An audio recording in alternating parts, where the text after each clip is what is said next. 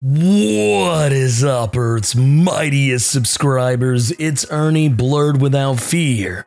Welcome back to the channel. Okay, so today's video, we're going to be talking about Marauders number 9 by Jerry Duggan and Matteo Lolli. And we're going to have to address an uncomfortable question and something I've been seeing pop up in the comments ever since this whole thing with Captain K Pryde, the Red Queen of the Hellfire Trading Company. Ever since she was drowned by Sebastian Shaw, a lot of people didn't want to accept it, but I think it's time we finally address the question, can the Five resurrect Kate Pryde? We're going to talk about all this and more right now, but first, let's hit that intro. Word to wise, grass only greener when it's fertilized. Gave them truth in these songs, they prefer to lies. Destiny beautiful, adrift in her purple lies. You can't see me, you Stevie, wondering how I reach more evolutions than Evie and make it look easy. Before we get started, if you want to see more awesome comic book videos like this one, it only takes 2 clicks to become one of Earth's mightiest subscribers. Click. Decent amount of stuff going on in this comic. I'm not going to get into everything here because I feel like the real meat of the matter really lies on Kate Pryde's character. And even though that's not even the main focus of this particular issue, I just feel like it's the most important part, if that makes any sense. You see, Emma Frost has been repeatedly visiting the Arbor Magna, which is where the Five are trying to resurrect Kate Pryde, and they're not having any luck. Thing is, you look at this picture, a picture I always say is worth 1,000 words. And this is something I feel like a lot of people in the comments in the last few videos I've done for the Marauders, constantly saying she didn't die. No, she couldn't possibly be killed. Oh, they could just resurrect her. They resurrect everybody else. Why is it such a big deal? And I've even seen people on the flip side of the argument, a lot of people constantly going on about how, oh, I just can't stand the new status quo for the X-Men. I hate how they can just have all these resurrections willy-nilly. Where here's the thing, what happens when you can't do that? It's something that I actually, came to this conclusion talking to Professor Bill from Comic Book University. We were actually talking about an instance where in the comments for one of the previous videos I did on the New Mutants, where there were people who were rabidly throwing out the idea that, oh, well, they could have just resurrected Beak. Why did they let his dad die? But what a lot of people didn't take into consideration, and I didn't really think about this until Professor Bill brought it up. Now, me personally, I was the guy saying that I felt that it would just be more traumatic for children, regardless of whether their dad could be resurrected or not, to watch their dad die right in front of them. Which is really weird considering the fact that a lot of people didn't really even take that into consideration. It's weird the things that comic book fans care about when it comes to another character's emotions. It's like they only really care about a character's emotions when it suits their narrative. It's like, oh, I don't care, they're just comic book characters. But then suddenly if a character gets shifted or something happens to that character, they act as though that character has real feelings. It's weird. But the thing that Professor Bill brought to me that made a lot of sense was the fact that Beak could not be resurrected. And you want to know why? Because Beak had not been on Krakoa, thus Xavier had not backed up Beak's mind and his consciousness. So even if he could have brought him back, he wouldn't have been the same character. I mean, I guess maybe Xavier could rebuild Beak's consciousness based off of what he remembers of Beak, but that just seems like a lot of gambling and a lot more work for a character of Beak's status. Now, getting back to Kate, you look at these characters, we see Elixir, we see Hope, we see Proteus, we see Gold Balls, we see Tempest, Xavier himself.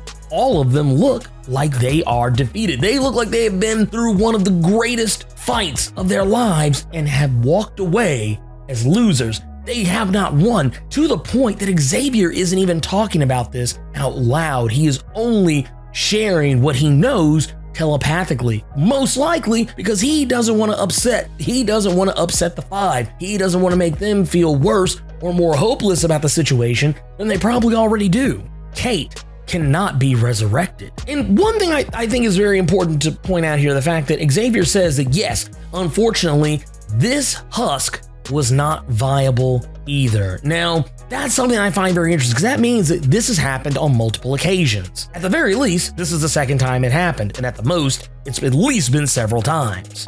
And even Emma thinks that, oh, well, let me talk to them. Let me figure out what's going on. And even Xavier has to admit, they don't know either. No one knows why they can't bring back Kate Pryde. They don't know. No one gets it. No one understands why they can't do it. And everyone keeps coming up with all these crazy crackpot theories. People keep coming up with all this stuff. And I want to point out something. This is something I think is very interesting here. A lot of people come up with these really in-depth very intricate, almost too intricate ideas for why all this is happening. People are saying, oh, maybe she's not really a mutant, maybe she's an inhuman, or maybe it's because of some arbitrary thing that happened in an issue of Guardians of the Galaxy or Avengers or God only knows what other comic years ago. I am going to be brutally honest with y'all. I think the reason has been laid out directly in front of us. We just have not chosen, or at least some of us have not chosen to accept the bait. Case in point, in one of the last live streams I did, which I do every Saturday, the Blerd Cave, every Saturday at noon Central Standard Time, we talked about the fact that one of the biggest questions I always got was whether or not this is really Xavier, or whether or not Xavier is still using Phantom X's body. And Jonathan Hickman always has the most simple solutions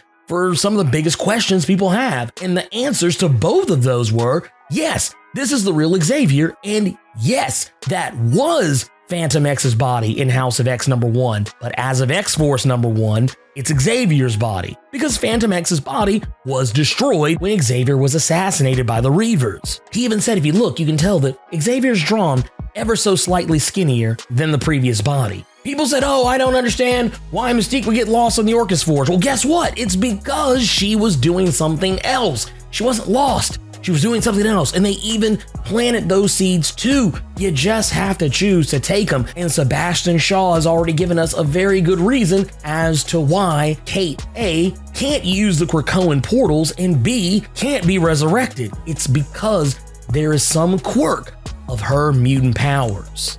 That's it. There's nothing else. Her powers, and I've said this I don't know how many times, they probably seem incredibly unnatural to Krakoa, a being who can literally walk through you. Would you really want somebody like that walking around on your island? If you, as a person, I don't know if anyone ever remembers the movie Ghost, Patrick Swayze, Demi Moore, and Whoopi Goldberg, how weird it felt for Ghost to walk through somebody, or for people to feel a ghost walk through them. It felt very unsettling, and that's probably what Krakoa feels like. Just the thought of Kate being on the island. Or in another case, it's probably also a quirk of her powers. She can't be resurrected just because of the nature of her powers makes her body that much harder to make a husk for. There's a lot of different reasons that could be the reason behind this, but ultimately at the end of the day, yeah, she can't be brought back, at least not by the normal means. And I'm not saying that she's going to be gone forever. I think she probably will very likely come back, but I don't think it's going to be the way that everybody else does. She may just have to come back the good old-fashioned way, the way all other superheroes in mainstream comics come back. It'll probably just take time, and she will just, for some reason, some way or another, she'll just be back. Or maybe they will figure out exactly what's going on and fix the problem and bring her back.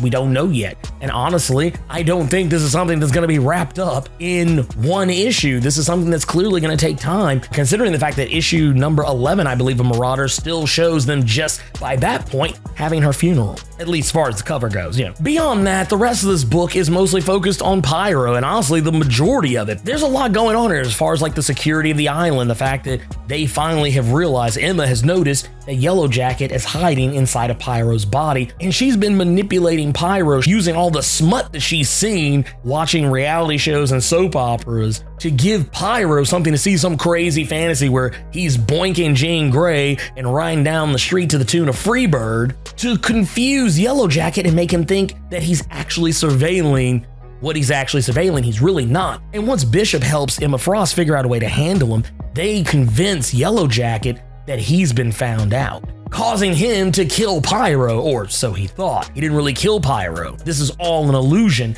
Also, thanks to the Cuckoos, the Stepford Cuckoos come in and make him think that he actually got away, and really, he's not. He's still inside Pyro, and Magneto is able to magnetically pull him out. This is actually making them rethink the whole thing about Krakoa's security, because at this point, even Bishop notes that if they probably would wait another day or so, Yellowjacket would have been taken out by the EMP that they release every few days on the island. But there's no telling what all he's transmitted intelligence-wise, which it seems he hasn't really given up anything of note, at least nothing that they can think of that's important. But at the end of it all, this galvanizes Emma Frost to handle the problem her own way by psychically projecting herself and Pyro to the Verendi and proving a point that they're not ready for her and that they don't want to upset her, because at this point, she's being as diplomatic as she can be. But how much longer can she be diplomatic, and how much longer is it going to be before she unleashes a mutant who is not diplomatic, namely Pyro? Yeah, they think they're on fire and it's not real. The pain is real, but the actual act